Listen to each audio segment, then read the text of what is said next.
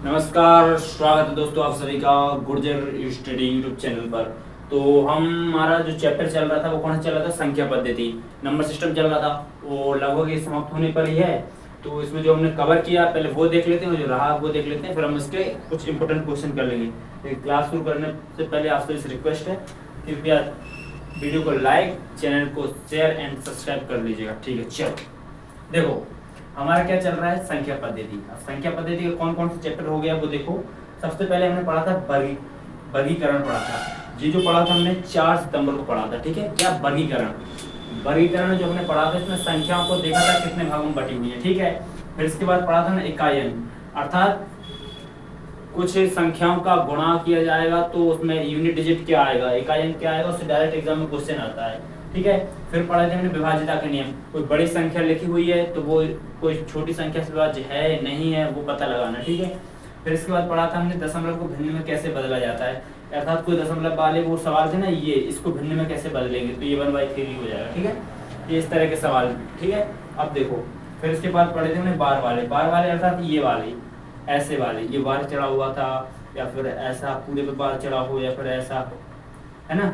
ये 3 टाइप के पढ़े थे हमने, 3 पढ़ लिए थे। ठीक है, बार वाले में फिर पढ़ा था शून्यों की संख्या, अर्थात जो लास्ट में इकाई आ रहे थे ना, ये लास्ट में इस साइड जो लास्ट में शून्य आएंगे वो कितने आएंगे, जब किन्हीं संख्याओं को गुणा या फिर जोड़ जो भी किया जाए वो फिर पता चल जाएगा। ठीक है, फिर इसके बाद पढ़ा था हमने शेषफल प्रमेय। क्या होती है शेषफल प्रमेय, जो हमने शायद कल ही पढ़ा था।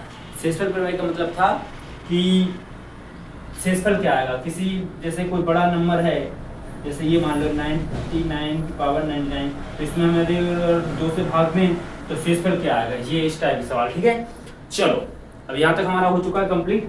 अब इसके बाद पढ़ने वाले हम आगे। अब आगे और कौन सा चैप्टर रहा है वो आप मुझे कमेंट कर दीजिए, अभी मुझे याद नहीं आ रहा है, लेकिन इसमें मैं अपनी तरफ से एक चैप्टर ऐड कर देता हूँ। यहाँ पे 8 नंबर पे एक चैप्टर ऐड कर रहा हूँ, IMP क्वेश्चन जो संख्या पद्धति चैप्टर से डायरेक्ट एग्जाम में आते हैं और जो अभी आ रहे हैं। ठीक है, तो रिसेंटली जो एग्जाम में पूछे जा रहे हैं वो क्वेश्चन कर लेते हैं और फिर इसमें जो भी चैप्टर आए तो आप मुझे कमेंट कर दीजिएगा, तो मैं आपको नेक्स्ट क्लास में करा दूंगा। चलो ठीक है, चलिए शुरू करते हैं। ये रहा इसकी लेवल लेना होता है। ठीक है,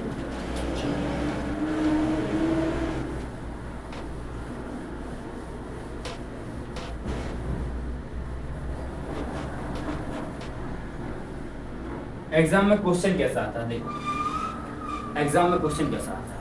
एग्जाम में क्वेश्चन आता है जैसे कि उदाहरण माना जाए, किसका ले लें बताओ, किसका ले लें पहले। हाँ, एक मैं बताना भूल गया था, ये बताओ एक जो है ये भाज्य है या अभाज्य है, ये अच्छा याद आ गया मुझे कॉन्सेप्ट। जो एक है ना वो भाज्य है या अभाज्य, तो इसके साथ मैंने उसने नोट में लिखवाया होगा कि ये जो एक होता है ये ना तो भाज्य होता है और ना ही अभाज्य होता है। ठीक है, अच्छा 2 क्या है, भाज्य अभाज्य। भाज्य क्या होती है, भाज्य वे संख्याएं जो अपने अलावा और एक के अलावा किसी और संख्या से भी कट जाए वो भाज्य होती हैं। अभाज्य क्या होती हैं, अभाज्य वे संख्याएं जो या तो स्वयं से कटेंगी या फिर एक से कटेंगी। तो ये बताओ किस किस से कट सकती है, एक से कटेगी और 2 से कटेगी। एक तो ठीक है और 2 अर्थात ये स्वयं हो गई, तो कहने का मतलब क्या हुआ कि ये अभाज्य है। अच्छा 3 भी अभाज्य है, 4 होगी भाज्य, क्योंकि 1 2 और 3। ठीक है, और जैसे कि मैं बोलूँ 6 भाज्य होगी, क्योंकि 1 से कटेगी, 2 से कटेगी, 3 से कटेगी और 6 से कटेगी। ठीक है, 7 क्या है, भाज्य अभाज्य। 7 क्या है, बोलेंगे सर 7 अभाज्य है, क्योंकि ये 7 से कटेगी और 1 से कटेगी। 11 भाज्य अभाज्य, 13 अभाज्य है, 17 अभाज्य है, 19 अभाज्य है, 22 भाज्य है, 24 भाज्य है और 27 भाज्य है, क्योंकि ये अपने अलावा अगर किसी तीसरी संख्या से कट रही है स्वयं के अलावा तो वह भाज्य हो जाएगी वरना अभाज्य होगी। ठीक है, और सम विषम में कंफ्यूजन है क्या, बताना जरूरी है। सम विषम पता ही होगा वैसे आपको, सम विषम तो। ठीक है, चलो देखो सम वे संख्याएं जो 2 से डिवाइड हो जाए, वे संख्याएं जो 2 से डिवाइड ना हो। 2 से डिवाइड हो गई, पूरा भाग चला गया तो क्या आ जाएगा, सम है वह संख्या। जिसका 2 से भाग नहीं गया जिस संख्या को क्या है, अभाज्य, वो असम है। ठीक है। देखो मैंने आपको बताया होगा, एक बात बताई थी आपको, ये बताई थी, सीधी है नहीं है, चलो एडजस्ट कर लीजिए अपने हिसाब से। ये कोई लाइन की लंबाई बता सकता है, इस लाइन की क्या लंबाई होगी?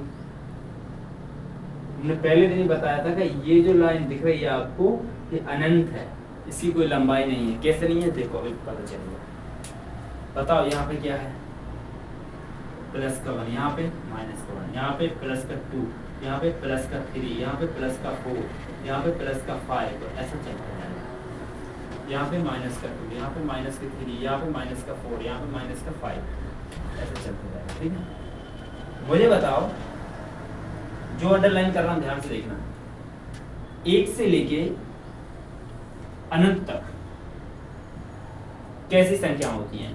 ऑप्शन है नंबर ए पर है पूर्ण संख्या होती है, नंबर 2 पे नंबर बी पे है प्राकृतिक होती है।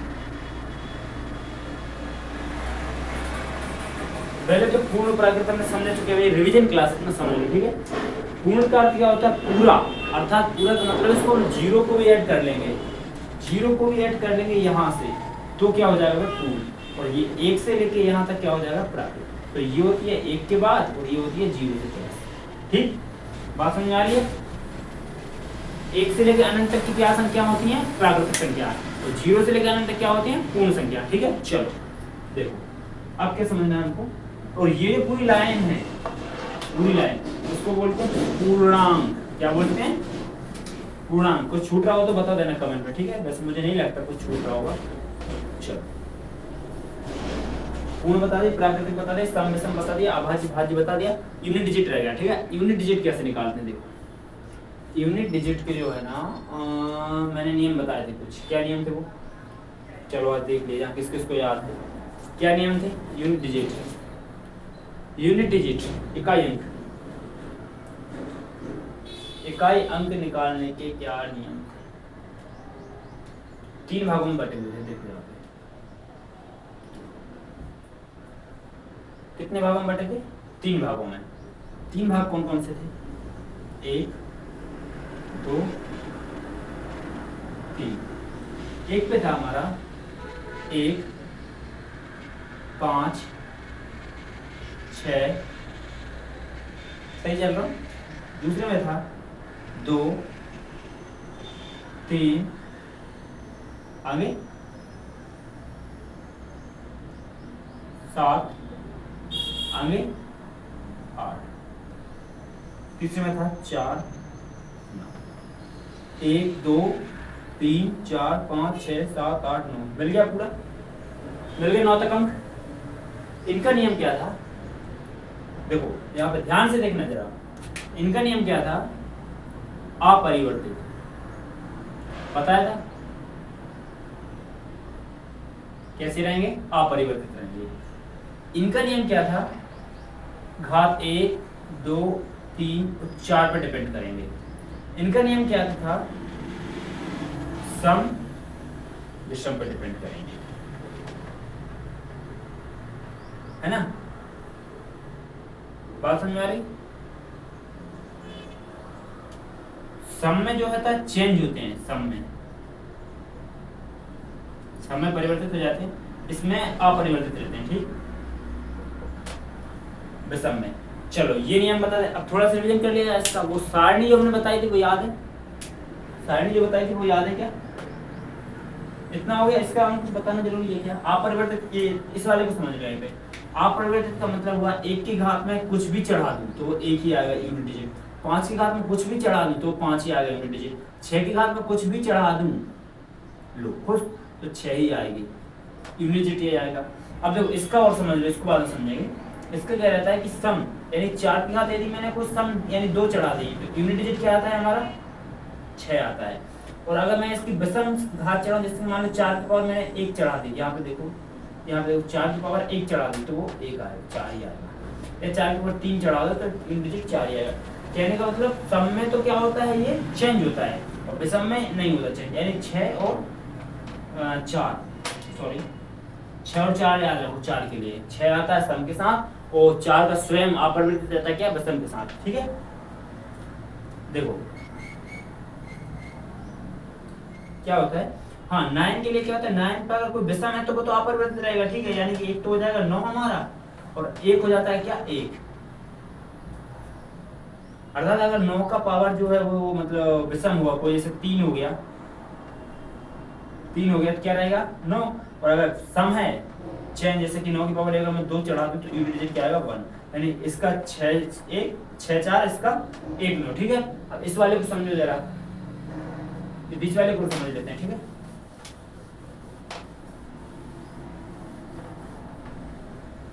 इसमें रहता है 1 2 3 4, तीनों के अलग अलग नियम रहते हैं। पहले समझ लेते हैं, देखो सारणी बनाने क्या, चलो सारणी देख लेते हैं किस किस को याद है थोड़ा सा। रुको, यहाँ पे देखो ऐसा लिखते हैं हम कि एक मिटा दे दे, हट जा भैया, क्या दिक्कत है तुझे यार, मतलब चलो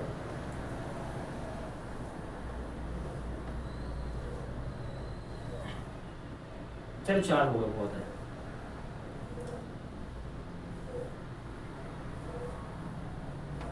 ठीक है, इतना ही बहुत है, और क्या चाहिए अपने। संख्या क्या क्या थी वो जरा बताना, 1 2 3 4 8। ठीक, और यहाँ पे क्या थी 2 3 7 8। ठीक, ये थी। देखो जब 2 की पावर 1 चढ़ेगी तो 2 ही आएगा, 2 की पावर 2 चढ़ेगी तो 4 ही आएगा, 2 की पावर 3 चढ़ेगी तो 8 आएगा, और 2 की पावर अगर 4 चढ़ेगी तो 6 आएगा। यूनिट डिजिट क्या है ये, सॉरी इकाई अंक है, इसको हटा दो, इकाई अंक। ठीक, और जब देखो 3 की पावर 1 चढ़ेगी 3 आएगा, 3 की पावर 2 चढ़ेगी 9 आएगा, 3 की पावर 3 चढ़ेगी 7 आएगा, और 3 की पावर 4 चढ़ गई तो क्या आ जाएगा 1 आ जाएगा। 7 की पावर 1 चढ़ेगी 7 आएगा, 7 की पावर 2 चढ़ जाएगी 9 आ जाएगा, 7 की पावर 3 चढ़ जाएगी 3 आ जाएगा, और 7 की पावर 4 चढ़ जाएगी क्या आ जाएगा 1 आ जाएगा। ठीक है, 8 की पावर 1 चढ़ जाएगी 8 आ जाएगा, 8 की पावर 2 चढ़ जाएगी क्या आ जाएगा 8 64 का 4 आ जाएगा, सॉरी 8 का 64 का 4 आ जाएगा, 8 की पावर 3 चढ़ जाएगी क्या आ जाएगा 2 आ जाएगा, और 8 की पावर 4 चढ़ जाएगी क्या आ जाएगा 6 आ जाएगा। सही है क्या, एक सेकंड रुकना, 2 8 16, हाँ 6, ये सही है। समझ में आया, समझ में आ रहा है।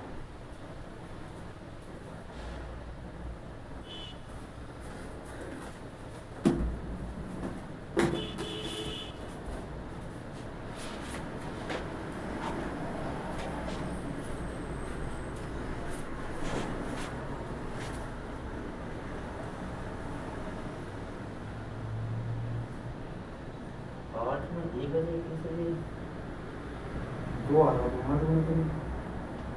छः आएगा ना, 2 आ गई किसी का 8 कौन होने हैं, आदमी 16 ही होते ना। हाँ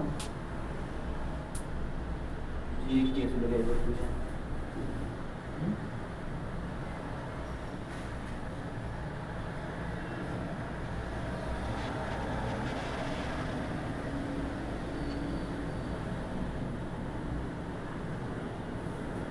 और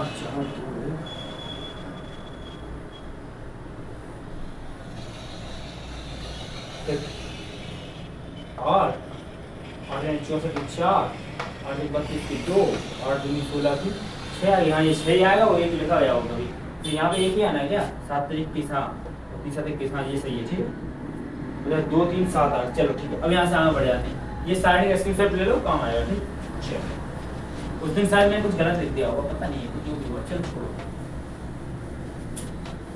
नेक्स्ट पे आते हैं, नेक्स्ट क्या था, नेक्स्ट था बार वाला हमारा कॉन्सेप्ट। बार वाला कॉन्सेप्ट समझो, अगर मैं पॉइंट में पी का बार लिख देता हूं तो क्या आंसर हुआ p/9।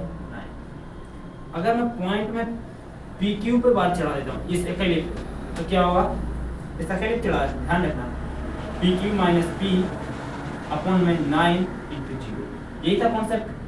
अगर मैं 0 पॉइंट, यहाँ पे 0 नहीं आ सकता, फिर उसको हाँ ऐसा कर देते हैं, 0 पॉइंट पी और क्यू पूरे पे 0 चढ़ा दें तो क्या हो जाएगा पी क्यू अपॉन 9। ये तो इसी का सेम मिलर हो गया ना।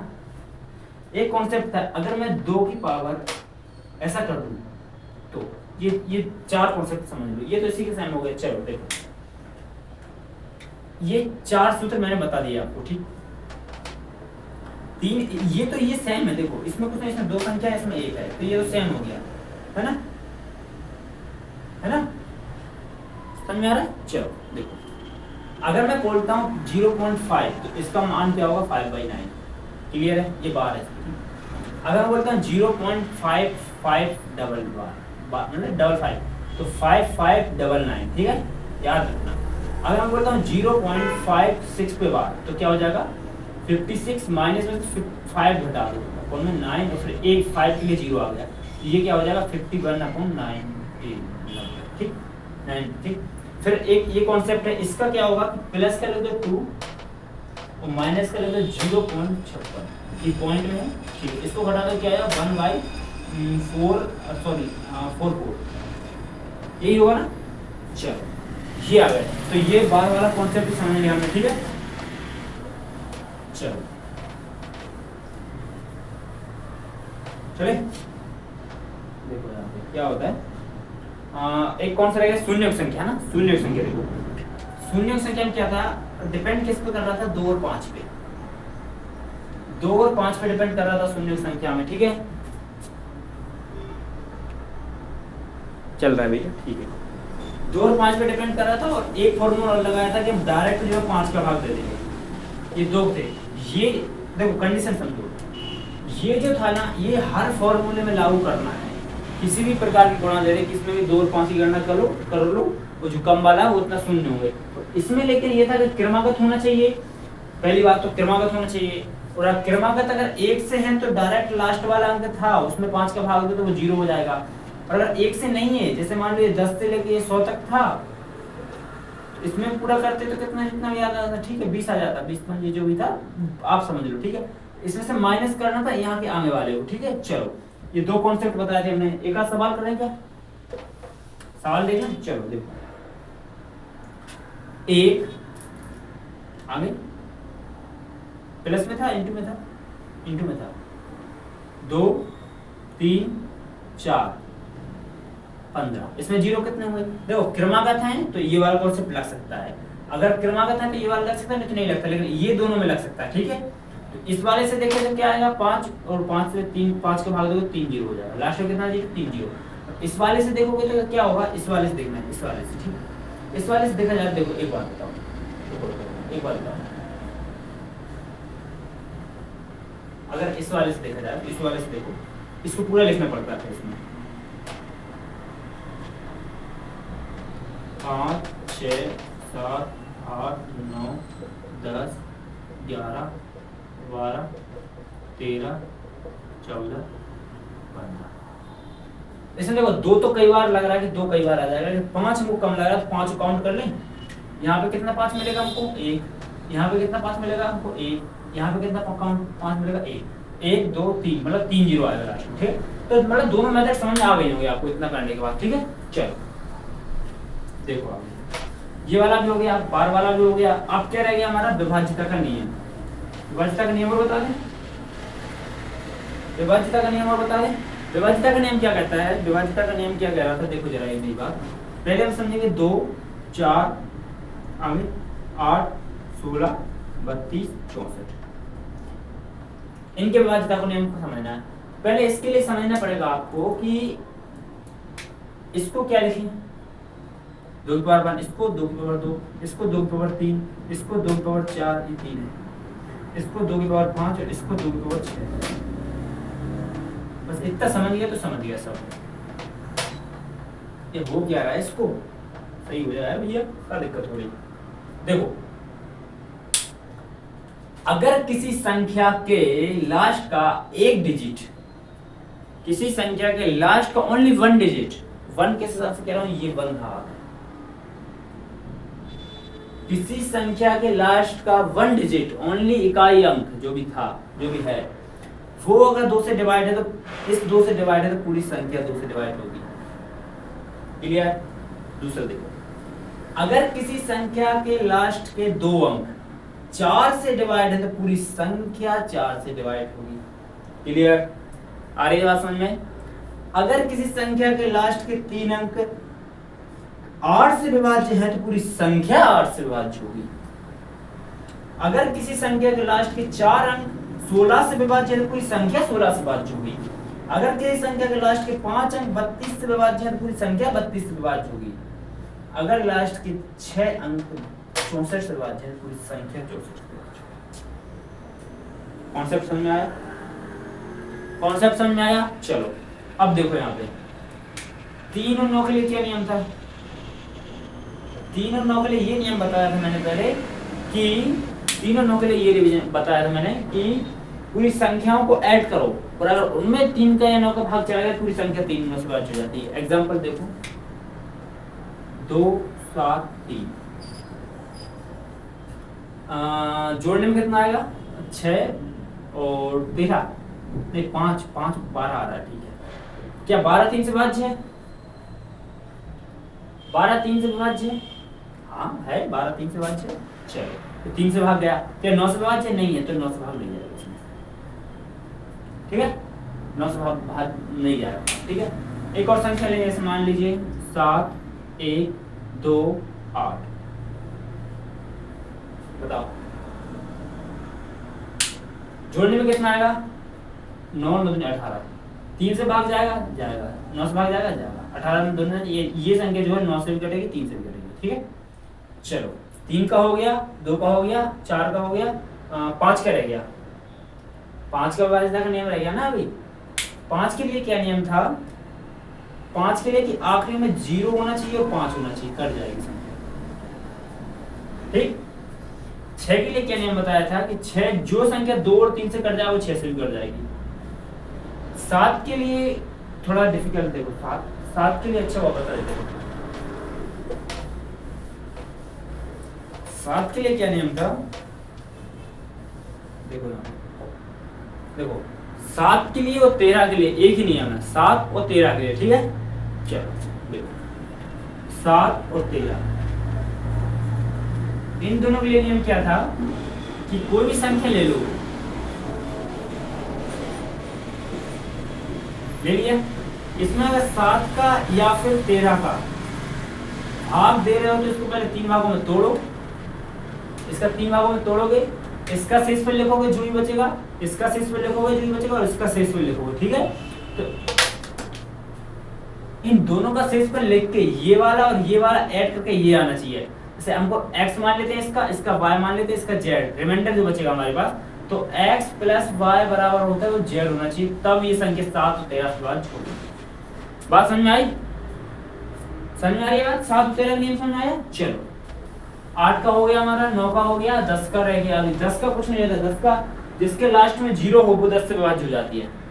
जिसके 0 ही है ना लास्ट में, क्या है 11 का नियम होता है कि जैसे 11 का नियम देखा जाए, कोई भी संख्या मान लो, कितना होगा 10 और ज्यादा हो गया 11, सॉरी 11, जैसे ये 10 हो जाएगा और ये 16 हो जाएगा, तो 6 और मान लो, ये देखो 6 यहाँ पे। अब ये 11 से भाग जाएगा नहीं जाएगा, इसको मानने के लिए क्या करना पड़ता था? क्या नियम था हमारे पास? इसको जोड़ो, इसको जोड़ो, ये यहाँ तक ये हो जाएगा 16 बराबर 8 से 14 हो 16, मतलब ये 11 से भाग जाएगा क्योंकि 16 बराबर 16 आ गया। ठीक है, ये 11 का नियम था। 12 का नियम क्या था? 12 का नियम था जो 3 से और 4 से कट जाएगा 12 से कट जाएगी। 13 का नियम समझ चुके। 14 का नियम क्या था? 14 का नियम जो 7 और 2 से कट जाए 14 से कट जाएगी। 15 का नियम क्या था? जो 3 से और 5 से कट जाए 15 से कट जाएगी। 16 का नियम क्या था? जो 8 से कट जाए 2 से कट जाए, है ना? बात समझ आ रही? चलो 16 तक ठीक है, यहीं तक आता है, इतना ज्यादा पूछता नहीं, वो हम फिर बता देंगे, वो ज्यादा हार्ड हो जाएगा तो सर के ऊपर जाएगा। चलो देखो बार पढ़ लिया हमने, दशमलव बारह पढ़ लिया, इकाई पढ़ लिया, जीरो की संख्या पढ़ ली, विभाज्यता का नियम पढ़ लिया, और क्या रहेगा? शेषफल प्रमेय। हाँ शेषफल प्रमेय देखो, शेषफल प्रमेय कहता है 5 में मुझे 6 से भाग देना है, इसमें शेषफल एक तो बचेगा मेरा प्लस का 5, एक बचेगा मेरा माइनस का, सॉरी नहीं यहाँ से ये दोनों माइनस का आ गया है ना, मतलब आपको क्या कहना है? दोनों माइनस का आएगा, दोनों प्लस का आएगा, मैं बताता हूँ। देखो भाग तो जा ही नहीं रहा, तो ये तो 5 ही बच गया शेषफल, फिर पहले जो गया तो गया, 1 के 5 बच गया, ये सही है, तो गलत नहीं है, ठीक है।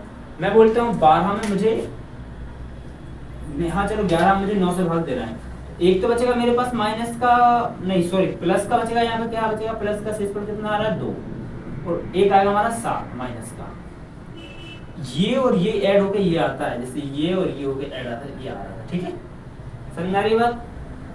मैं कहता हूँ 15 में मुझे 5 का भाग 2, तो शेषफल बच ही नहीं रहा, 6 मांग लेते, 6 का भाग 2, एक तो बचेगा प्लस का 3, एक बचेगा माइनस का 3, माइनस का 3 कैसे आया फिर, माइनस 3 कैसे आएगा, 6 थी 18 हो जाता और 15 कम पड़ जाता है ना, 3 बचता, और प्लस का 3 कैसे आएगा, 6 दूनी 12 होता, तो 3 यहाँ बच जाता, प्लस का 3 हो जाता, ठीक है।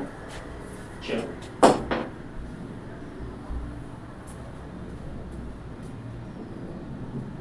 समझ आया, चलो ये भी हो गया। अब इसके बाद कौन सा चैप्टर रह गया हमारा, मेरे हिसाब से तो सारे हो गए। अब हम शुरू करने जा रहे हैं महामैराथन। क्या शुरू करने जा रहे हैं हम, महामैराथन। महामैराथन का मतलब ये हुआ कि अब हम हमारी जो संख्या पद्धति क्लास है उसको रद्द करेंगे कुछ टाइम के लिए, क्योंकि आपको पता होगा कि एसएससी जो एग्जाम है शुरू हो चुके हैं 9 सितंबर से, तो अब हम उनका जो इम्पोर्टेंट क्वेश्चन है वो लेके आएंगे, पूरा एनालिसिस करेंगे और वो हम आज ही से शुरू करेंगे, क्योंकि टाइम बिल्कुल भी नहीं है, हमको इस वाले एग्जाम में भी अच्छा वो करना है, और फिर हमारा सिलेबस खत्म हुआ फिर अगले साल तो करेंगे, है ना।